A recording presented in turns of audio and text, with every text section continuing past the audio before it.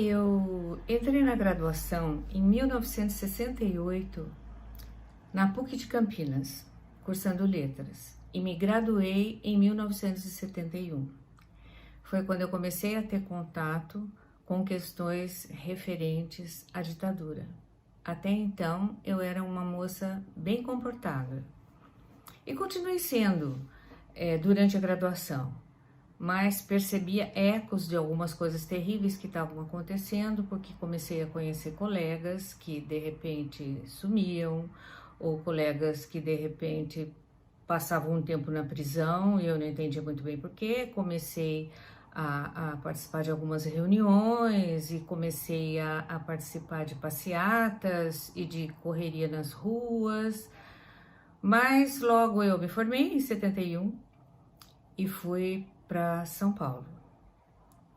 Eu passei 9 anos em São Paulo, trabalhando em escolas do estado, dando aula à noite num curso supletivo, vivendo toda aquela situação meio de lado, observando, enquanto colegas e amigos entravam de corpo e alma na resistência à ditadura. Então eu posso dizer que essa questão da ditadura, ela permeou toda a minha formação a partir da graduação, né? Enquanto vivência, não enquanto vítima da ditadura, mas enquanto uma observadora num certo sentido perspicaz, né? Pois eu percebia e procurava saber e queria entender, e me mantive assim até 1979, quando eu resolvi voltar a estudar. Minha filha já estava grande, já estava com 9 anos, e eu resolvi que o tema da minha dissertação de mestrado seria relacionada de alguma forma à literatura. E eu percebi que o caminho mais importante, mais interessante e mais político, digamos, seria justamente tentar estabelecer a relação entre literatura e ditadura, ou seja, o que é que estava se produzindo durante aquele tempo tenebroso, né? Digamos assim. Eu optei pela prosa porque é o que eu sempre mais gostei de fazer, pelo que eu tenho mais afeição, digamos assim, né? E eu entrei nesse tema e aí eu concluí a minha dissertação de mestrado em 1986.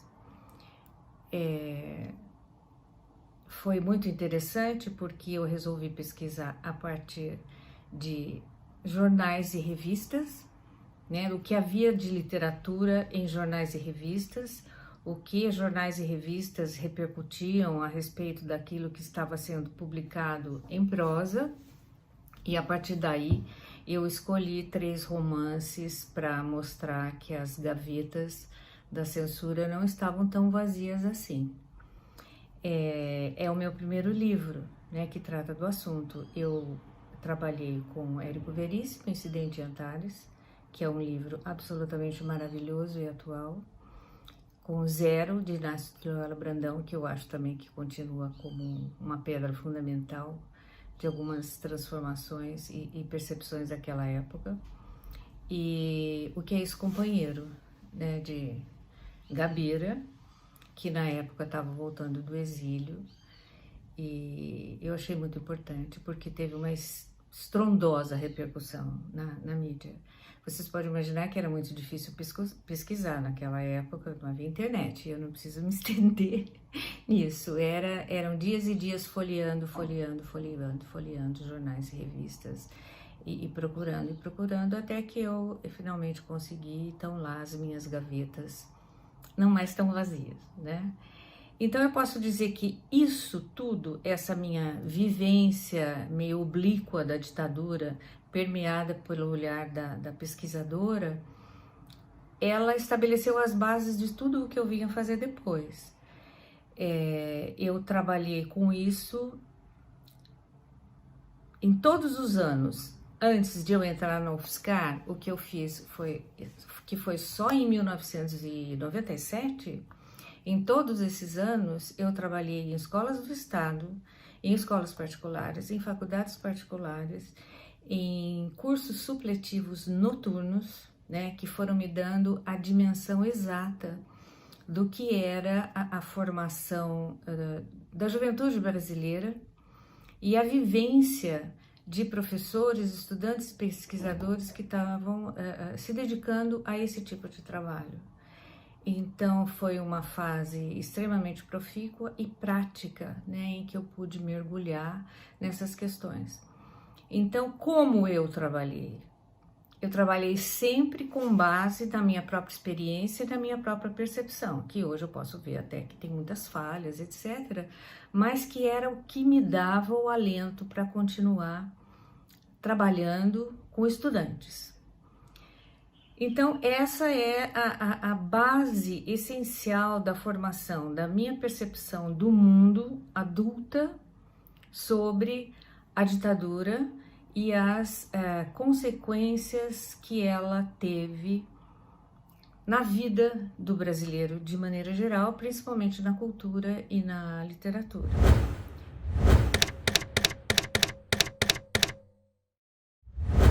Se é importante ainda trabalhar com literatura e ditadura, para mim é absolutamente importante, tanto que eu nunca abandonei esse tema, eu continuei nas minhas pesquisas, sempre com base nesse período, essa periodização, e eu trouxe essa percepção e as minhas conclusões, sempre entre aspas, para a sala de aula na universidade também.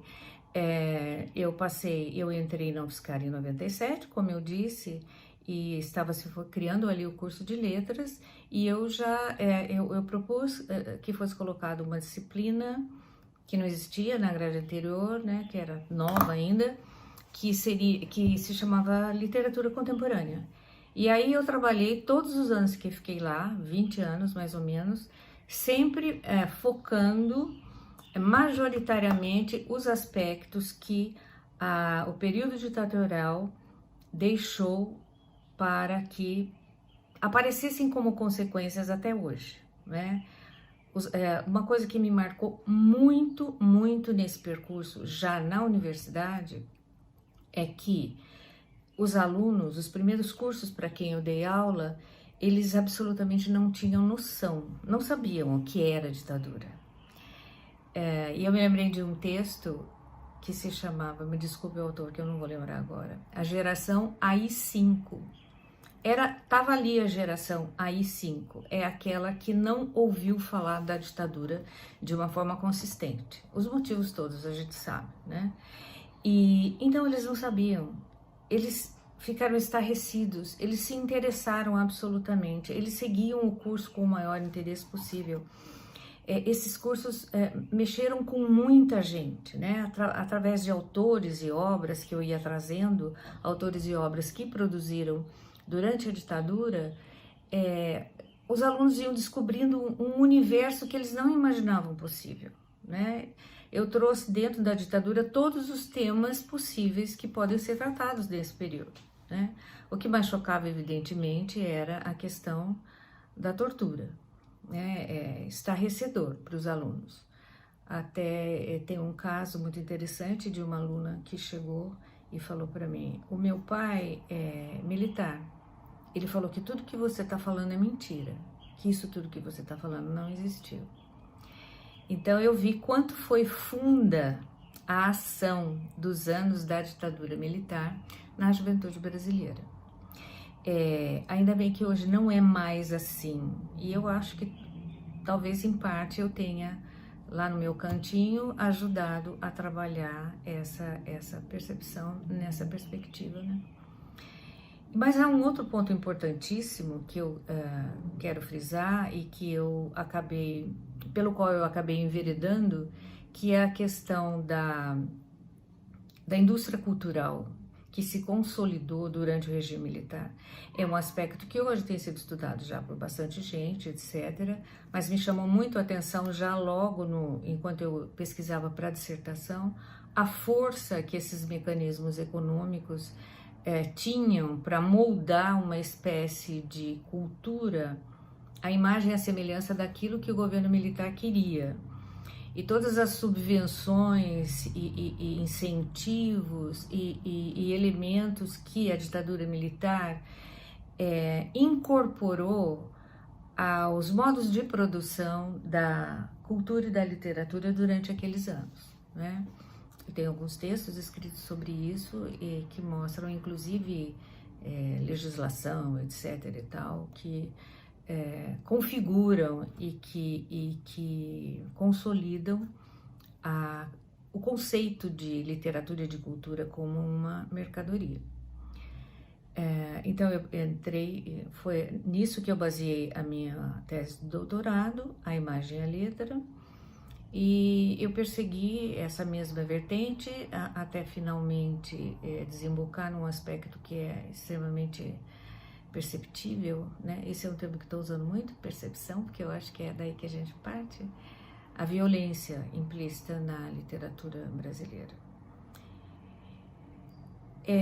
Eu posso dizer que para os jovens de hoje, para os não tão jovens, estudar a ditadura é uma coisa absolutamente necessária, porque a ditadura estabeleceu um período que funcionou como base muito sólida para que as coisas que estão acontecendo hoje em dia pudessem acontecer. Eu nem vou mencionar no nível político, que eu acho que é absolutamente claro, né? Nós temos aí nas últimas eleições, o país conseguiu eleger a extrema-direita para nos governar, e isso eu acho que é um rescaldo dos anos da ditadura, né? Que conseguiram configurar, inclusive através da cultura, através da literatura, um novo tipo de subjetividade predisposta a essa condição. Evidente que há outros elementos em jogo aí que não consigo abordar nesses 5, 6 minutinhos, mas isso é importantíssimo. É importantíssimo que se continue a estudar a ditadura, mesmo porque já há toda uma nova geração adulta, não é? Já com 40, 50 anos, que são filhos de quem vivenciou na carne a ditadura e que agora tem uma espécie de relicário encravado no peito, não é? E que tem que surgir, que tem que emergir através de textos que são a memória de si, mas de outros também. Então nós temos a ditadura vivenciada já agora em segunda mão nesse sentido, né? Então, quanto mais esse período for estudado, quanto mais esse período for analisado, quanto mais se refletir sobre ele, quanto mais se resistir a coisas que podem acontecer ainda muito semelhantes àquilo que aconteceu, é fundamental. Eu acho que é assim que eu trabalhei literatura ao longo de toda a minha carreira, e eu acho que é assim que se deve continuar a fazê-lo, com toda a força, com todo o amor possível, como uma forma de resistência.